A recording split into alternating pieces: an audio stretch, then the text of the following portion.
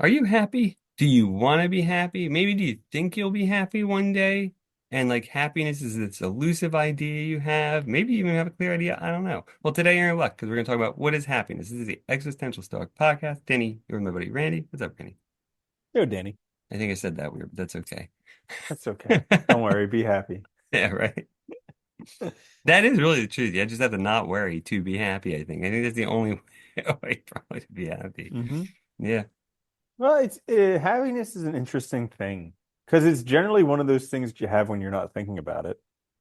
Well, it's like it's a state though, right? It's a state of mind, like a mental state, like a feeling, basically, right? I hmm think, and I think that's part of the problem with happiness is like we think it's this thing that we can get, like through causal processes and steps and acquisition. We're definitely marketed to enough that if we buy Yeah. the right things, Well, then we'll definitely be and happy I and think earn that's a enough huge money, then definitely be happy. I think that's a huge part of the problem, right? Too, because like every commercial you watch, right? It's like Coca-Cola, it's like people drinking Coke on the beach or a barbecue, having a great time, or like beer or whatever, or like whatever it is, right? It's always because nobody wants to see depressed people. Obviously, that's not going to sell a product. hmm But the point is, we always give this image of like people are always happy that we see on TV, that we see, all these things, and like it's like as if you could exist in that state perpetually. But that's how they discover that they could just sell stuff a lot better. Because initially they would actually sell the thing. They would be like, It buy a has this, vacuum cleaner, and then yeah. you'll have a vacuum cleaner. But then they realize they're like, yeah, but if we sell people on things that they can actually have, but that they want, then they'll do it more. So they start selling like happiness Lifestyles. and Yeah. love and like family togetherness and all these things. And it's like, oh, if I just buy that, then I'll have that thing that I don't want. And that'd be so hilarious to like take something back to the store and be like, I bought this because they said I'd be happy, but I'm not. I'm So still miserable. It take it didn't back. work. Take it back. Stovetop did not bring my family together. So Yeah, I know.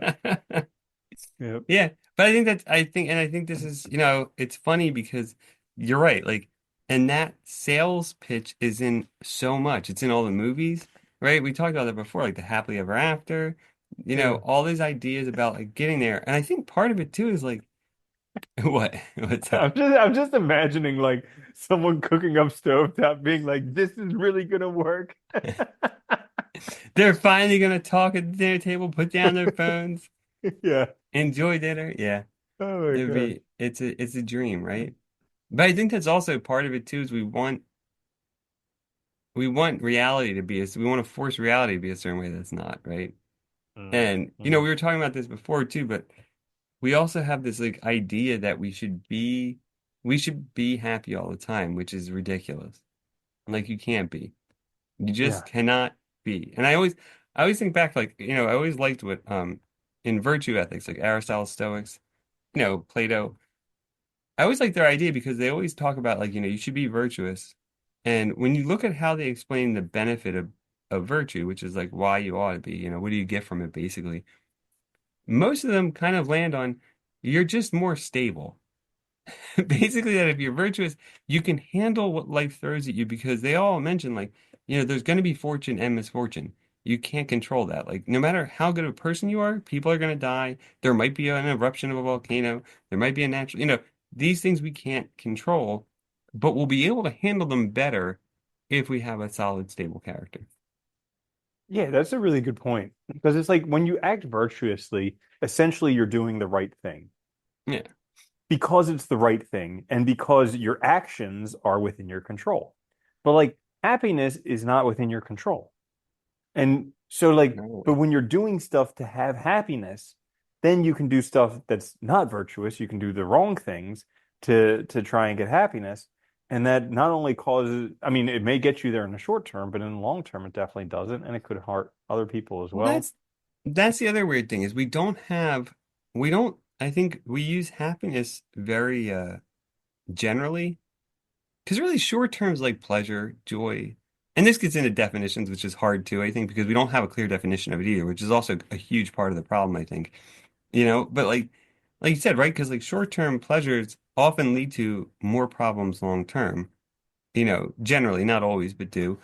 And I think you're right too, like that idea that, if I just get these things, it'll equal happiness when that's outside of our control. So there is no direct causal relationship between getting those things and the happiness that will follow, which then makes you depressed because you're not happy, right? You didn't get the feeling that you thought you were going to get from it. Yeah, but I also think there's with acting virtuously, I think that there is happiness to come that comes with knowing you did everything in your control. Oh no, absolutely. Yeah. Aristotle even talks about that. He says, it feels good to do virtuous things because you're doing things that are within your nature, and doing things in your nature feels good. Like because Hmm. you're in control of yourself, right? You're deciding how to act, you're acting in a way that's, within your control, and that feels good, right? Even if, things don't necessarily always work out, it'll feel good because you're doing what's good for you. Yeah, like that's always helpful reminder to myself whenever something doesn't work out the way that I wanted, but then I can look back and I say, well, I did everything that was in my control. And Yeah. and I feel good about that. And you know, then after that it's just kind of a roll of the dice. Just Like like, it's learning things and stuff usually feels good, right? Because you're enhancing your own understanding of the world, your own, knowledge base, whatever, your skill sets. Yeah. Mhm. Happiness is so tricky though, because it's But like so yeah. uh, Go ahead. I'm just rambling. here's another thing that I heard recently was that we basically as humans we have like two essential drives. One is the drive to stay alive, and the other is the drive to be happy. Because the first, the drive to stay alive, because if we didn't have that, we die. And the second, the drive to be happy, because if we didn't do that, there'd really be no reason to not just kill ourselves now. And Yeah. so, because there's not like there's nothing to look forward to. Well, I think that's Like if part of it, right? Is that's like the happiness gets tied in with like the dreaming and the what we want from our lives, and does Mhm, help us like motivate ourselves to make things better in the mhm. present, but or and in the future too. But it's also hard because then you're counting on this goal that, may or may not come. Well, so I think when I was thinking about this, and I think the issue comes with like the difference between knowing that it's one of our primary drives to want to be happy and thinking that we should be happy all Yeah. the time. Because, like, granted, it's a drive to be happy all the time. Yeah, that doesn't mean you're going to be happy all the time. Same thing with it's a drive to stay alive, even though a lot of times you wish you weren't because life is really Yeah. painful. Yeah. So it's like these things are our natural drives, but it doesn't mean we're going to have them all the time. Yeah. No, that's a good way to look at it. I like that. Yeah. I think we've also just social, like culturally, socially, we just mess each other up so much with how we sort of indoctrinate people, teach them, and their view of the world. We just mess them up because these concepts, we don't give them clear definitions of things, and then they have these like skewed perceptions based on what they see outside of themselves, which is a mess.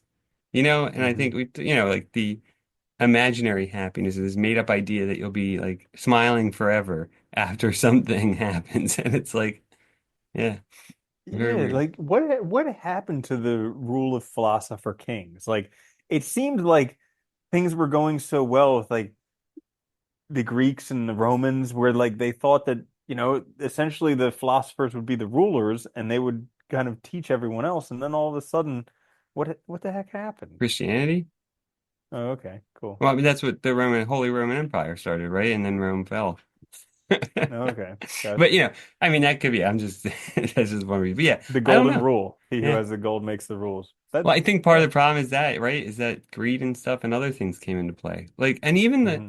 you read philosophy, you read about the philosopher kings and stuff, but that's not how Greece was either, though. They weren't necessarily there. They were doing pretty good, but they weren't like, at that level Yeah. either. Did you ever see the movie, what is it, Year One or Oh whatever? God, yeah, it's a great movie. Like the Jack Black and orgies and Michael the Cera. stuff that they had, and the big fat hairy dude having him rub oil on him. Oh my gosh, that That's was a good great. movie. Yeah. But yeah, I think it's just, life is life is kind of hard. And Hmm. it's not, we have very little control over so many things. Like, it's so much is just happening around us that we have no Hmm. control over. And we don't even have control over the people we are closest to. And that's what's No. funny. Like you can't control anything in your lives. Can't even control ourselves. No. Like we're aging, we can't control that. Time is passing, we can't control that. Ugh, I know, Or time, right? yeah, yeah, all this stuff. But I think that's it, right? Like we want to have we I think that's the other problem too is like this idea, and I think maybe this is like a more US problem, I don't know, but that individualism, right, in the US that you can do anything. You just have to like do it and grind Hmm. and put in the effort. But Oh that's not yeah, true because I know. one, Yeah. lots of people who did things had a lot of help and a lot of Yep. benefits that other people didn't have. And it is true that you can do kind of like anything, but I think that also puts like that also makes it seem like the individual has way more control over things than they really do. And Yep. that's the other problem because it Well, gives us a false perception, right?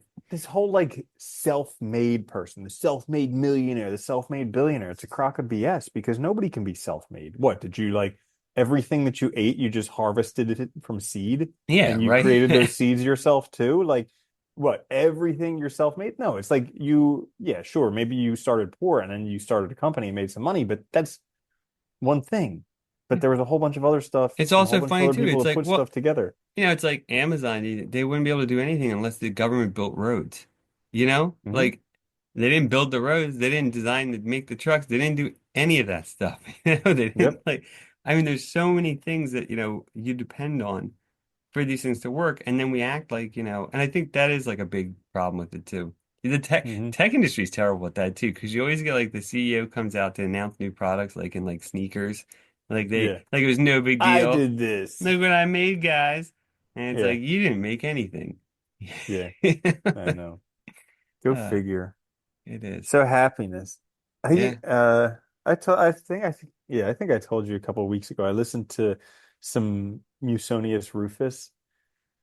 Really good. I mean, another guy who just talks about kind of virtue and stuff, living a virtuous life, and but he talks about it in a way that you can kind of really understand.